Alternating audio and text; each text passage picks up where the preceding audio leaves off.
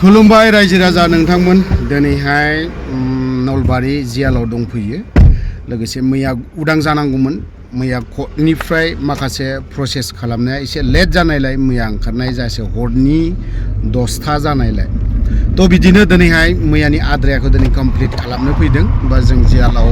फैदों जायफ्रा एनआईए नांनानै थानाय दिनैहाय बेलावहाय ओंखारबोसिगोन तो जों बिदि नायलांबाय थाबावनि सोर उदां जायो नङा होमबा नलबारि जियालाव मोनफैजेनबाय नै गेटआ नै ओंखारजेनबायलै जेल सिंनिफ्राय आरो जों गोजोननाय मोनदों गोबां गोजोननाय मोनदों मानो होनब्ला दिनैहाय जोङो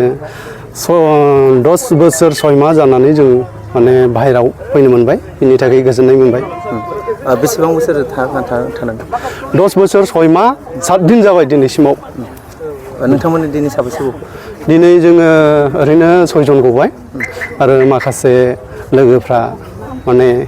क्लियार जायाखै बिनि थाखाय फैनो मोनाखै बिसोरो बावैसोनि उनाव फैनो मोनगोन आसा खालामदों आरो लोगोसे दिनैहाय जोंनि थाखाय जाय बिथांमोना बेबायदि गावनि मेंनो रोङि देहाखौ बावनानै जोंखौहाय उदां खालामनो थाखाय होसो बेबायदिनो सेन्ट्रेल गभर्नमेन्ट आरो स्टेट गभर्नमेन्ट आरो बिटिआर गभर्नमेन्टआव खाख्रुब ना बिसोरो जोंनि थाखाय नाजाबाय आरो दिनै साक्सेस जाबाय आरो बेबायदिनो दिनैनि दिनाव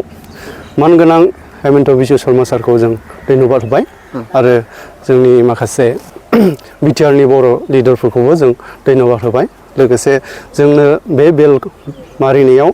जायहा फाइनान्स सापर्ट होबाय बिथां फेरेंगा बसुमतारी बिथांखौबो जों दिनैनि दिनाव आङो धन्यबाद होबाय हामबायसै आरो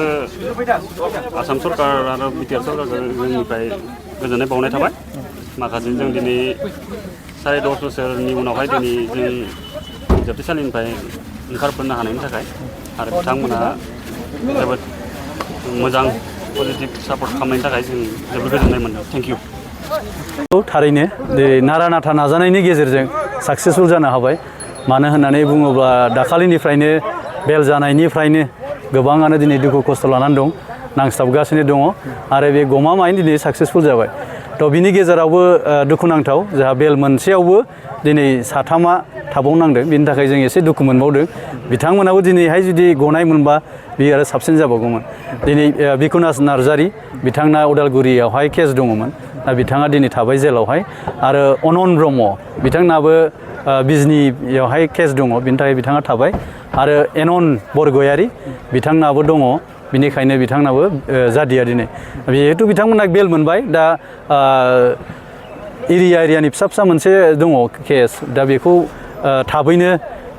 बेखौ बेल लानानै थाबैनो बिथांमोनाबो गगोन दा जाय बिथांमोना दिनै बेल मोननानै गबाय बिथांमोनखौ जों साबायखर बावदों आरो बिथांमोना जेन न'खर संसार मोजां जाहैनो हायो आरो बिनि गेजेरजों जाय बिथांमोना एडभकेटआ जों जागायजेननायनिफ्राय दिनैनि बे केसखौहाय जाफुंनायाव मदद होबाय गानानै होबाय बिथांमोनखौ जोङो धन्यबाद बावदों एक्स एनडिबि हिसाबै बिथांमोना दिनै एके भट्टाचार्य सार शब्दराबा एडभकेट कनकन कलिता एडभकेट रुपजित दे आरो आसाम सरकार भारत सरकार आरो बिटिआर सरकार बिथांमोनखौबो जों दिनै मान बावालासे एबा धन्यबाद होआलासे जों थानो हाया मानो होननानै बुङोबा राङारि हरनायनि गेजेरजों दिनै जाफुंसार होनायाव मैखोमै रन्जित कुमार बसुमतारी सारा बाहागो लादों आरो साक्सेसफुल जाहोदों आरो बेजों लोगोसे प्रमद बर' साराबो बेवहाय मैखोमै बाहागो लादों बिथाङा दिनै जोंनिख्रुइ बांसिन बिथांमोनखौसो खबर लाग्रोयो मैयाबो खबर लाहरदों हराव मा जाखो मानो गदिया आं बुंदों सार लेट जाफैबाय 8 जाफैबाय बेनिखायनो गदिया अब्ला मानसिफोरा बहा थादों बहा मा खालामदों जेरैखि जाया बिसोरखौहाय हटेलफोराव शिफ्ट खालामनानै दोननानै थिग बेबायदिनो सारा गोबां हेफाजाब मदद हरदों बिथांमोनखौ दोननाय जाबाय मैया नङाबा सेरखाय बेरखाय बिराद अबस्थायाव दंमोन मानो होनबा बिराद गोजाननि दंफैयोमोन दा बिथांमोनखौ दोननायावबो गोबां हेफाजाब मदद हरबाय लोगोसे आसाम सरकारनि जोंहा मानगोनां CM हेमन्त बिश्व शर्मा सारखौबो जोङो मान बावनांगोन बिथाङाबो बेवहाय स्टेटनिफ्राय सेन्ट्रेलनिफ्राय लाबोनानै जिल्ला आरो इसेबां थाब बेल मोनहोनाया बियो जोंनि थाखाय जोबोद खाफाल मोजां होननानै जों सानना लानांगोन दिनै बेल मोननाय जिहेतु एनआईए केसनिफ्राय बेल मोननो हाबाय बेयो बिटिआर एकर्डनि थ्रुयै जिहेतु जानो हाबाय मा बुङो बेफोर गासैबो रिलेटेड मानो होननानै बुङोबा जोंनियाव बिटिआरआव पिस फैबाय गोजोननाया फैबाय दिनै बे पिस एकर्डनि गेजेरजोंनो जोङो मोनसे गथा मोनाब्लाबो जिहेतु जोंहा क्लसाव थाखानाय हिसाबै दा गोजोन गोरोबथाखौ लोब्बा लानानैनो बिथांमोनखौ जेल सिङाव दोनबाय थानाया बेयो खुनु जुक्तिनि खोथा नङा बिथांमोनखौ लासै लासैनो बाहेरायाव लाबोनाया उदां अख्राङाव लाबोनाया बेयो गासैनिबो कर्तब्यखा आरो बेजों लोगोसे जोंहा फैगौ